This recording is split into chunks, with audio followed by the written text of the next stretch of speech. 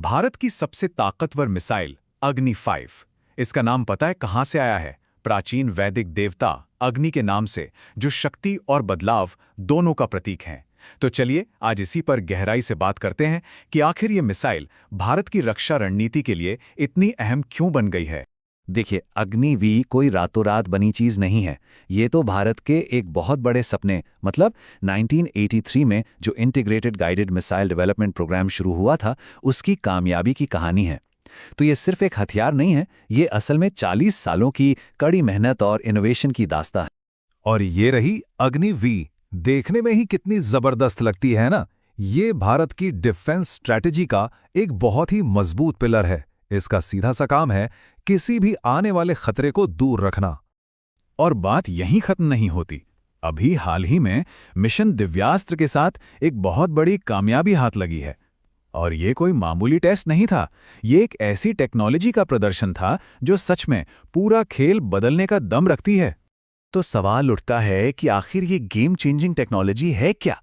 इसे कहते हैं MIRV, यानी मिर्व। अब इसका मतलब समझिए, एक ही मिसाइल लेकिन उसके अंदर कई वॉरहेड्स, और हर वॉरहेड एक अलग टारगेट पर जाकर हमला कर सकता है। सोचिए, ये किसी भी देश की ताकत को कितना ज्यादा बढ़ा देती है। अच्छा, तो ये काम कैसे करता है? बहुत सिंपल तरीके से समझते हैं। मिसाइल लॉन्च होती है, स्पेस में पहुंचती है, और फिर एक एक करके अपने वॉरहेड्स को अलग अलग टारगेट्स की तरफ छोड़ देती है। अब जरा सोचिए, दुश्मन के लिए इससे बचना लगभग नामुमकिन हो जाता है।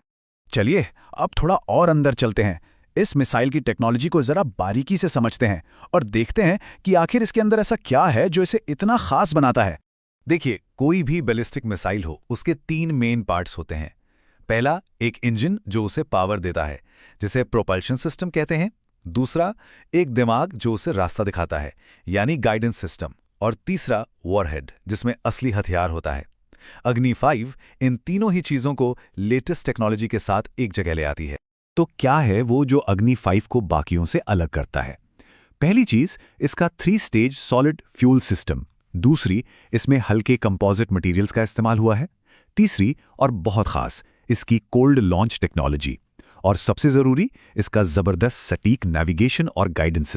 अब ये जो तीनों स्टेज में सॉलिड फ्यूल यानी ठोस ईंधन का इस्तेमाल है ना, इसका एक बहुत बड़ा फायदा है।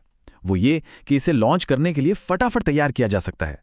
मतलब किसी भी इमरजेंसी में ये तुरंत एक्शन के लिए तैयार रहती है।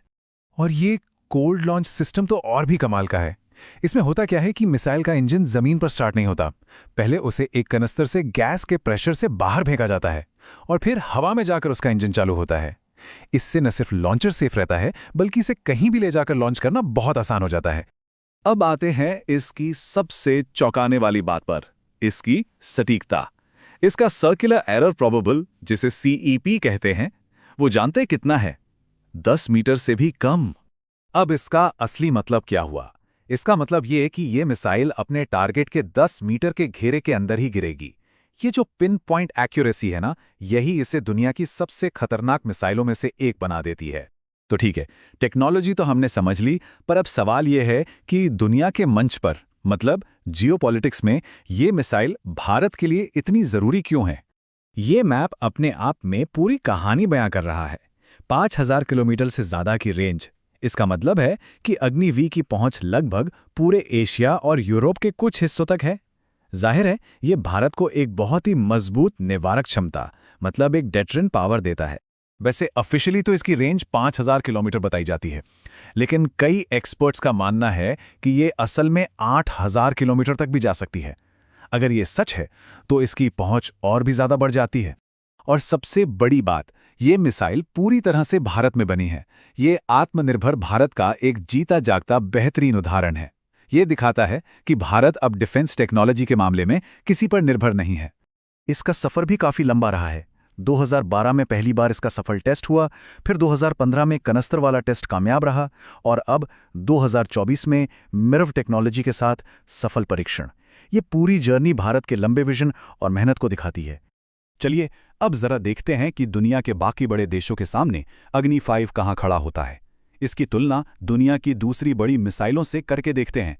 अगर हम चीन की DF-41 से इसकी तुलना करें तो हाँ, DF-41 की रेंज ज़्यादा है, लेकिन MRV टेक्नोलॉजी होने की वजह से अग्नि 5 भी एक बहुत मजबूत जवाबी हमला करने की ताकत रखता है, जो इस पूरे रीजन में पावर बैलेंस के लिए बहुत ज़रूरी है।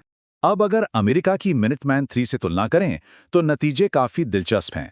स्पीड तो लगभग बराबर है, मार्क 24 के आसपास, लेकिन एक्यूरेसी यानी सटीकता के मामले में अग्नि 5 कई आगे है। इसका CP 10 मीटर से कम है, जबकि मिनटमैन का करीब 200 मीटर्स। लेकिन ऐसा नहीं है कि सब कुछ आसान है, आगे कई चुनौतियां भी हैं। एक डर ये है कि इससे इलाके में हथियारों की होड़ बढ़ सकती है, साथ ही और बेहतर प्रोपल्शन टेक्नोलॉजी की जरूरत भी है। तो भारत को इन सभी चुनौतियों से निपटना होगा। और भविष्य की बात करें तो भारत के इरादे और भी बड़े हैं। अब अग्नि 6 पर काम चल रहा है, जिसकी रेंज 12,000 किलोमीटर तक हो सकती है, और इसके साथ साथ अपने मिसाइल डिफेंस सिस्टम को भी और मजबूत किया जा रहा है।